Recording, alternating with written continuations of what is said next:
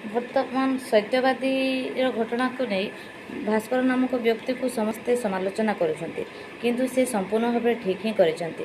ଆମ୍ଭେମାନେ ପାଠ ପଢ଼ିଲୁ, ଶିକ୍ଷିତ ହେଲୁ, ଚାକିରି ଅପେକ୍ଷାରେ ଅନେକ ଦିନ କାଟିଲୁ, ଶେଷରେ ମୁଣ୍ଡ ବାଡ଼େଇବାକୁ ବାଧ୍ୟ ହେଉଛୁ। ଆପଣମାନେ କୁହନ୍ତୁ ତ ଆମେ କରିବୁ କ'ଣ? କାହା ସହିତ ମିଶିବୁ? ଶିକ୍ଷିତମାନଙ୍କ ସହିତ ଗଣା ହେବୁ ନା ଆତଙ୍କବାଦୀମାନଙ୍କ ସହିତ ଗଣା ହେବୁ? ସେ ଯେଉଁଟା କଲେ ସେଇଟାକୁ କିପରି ଭାବରେ ଭୁଲ ପନ୍ଥା? ସେ ଏକଦମ ଠିକ୍ ପନ୍ଥା ହିଁ ବାଛିଛନ୍ତି। ମୁଁ ଓଡ଼ିଶାର ଶିକ୍ଷାମନ୍ତ୍ରୀ ମହୋଦୟ ଏବଂ କେନ୍ଦ୍ର ଶିକ୍ଷାମନ୍ତ୍ରୀ ମହୋଦୟଙ୍କୁ ଅନୁରୋଧ କରିବି, ଗୋଟେ ଏମିତି ଶିକ୍ଷକ ଆଣିକି ପବ୍ଲିକ୍ ସାମ୍ନାରେ ଡେମୋ କ୍ଲାସ୍ ଦିଅନ୍ତୁ ଯିଏକି ମୋଠୁ ଅଧିକା ହେଇଥିବ। ମୋତେ ତ ଚାକିରି ମିଳିନାହିଁ ନା, ମୋଠୁ ଅଧିକ ଯୋଗ୍ୟ ହେଇଥିବ।